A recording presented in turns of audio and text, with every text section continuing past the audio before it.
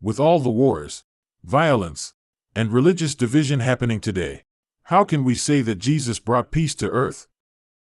Why don't we ask Jesus if he had brought peace? Let us read his words in the Bible in Luke 12 verses 49 to 53.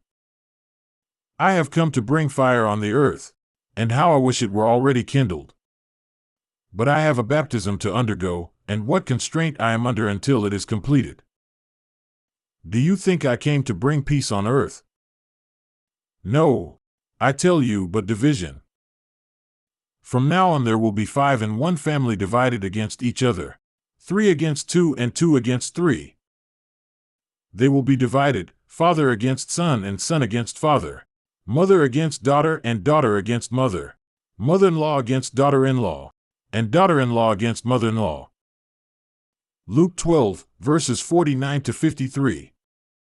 The religions continue to say that Jesus brought peace, even when Jesus himself said that he brought division. If Jesus really did bring peace to this world, we should already have everlasting peace today.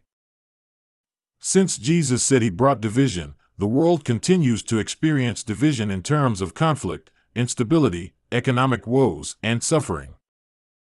Who should we believe, the religions that claim Jesus brought peace, or is it the words of Jesus himself that he brought division?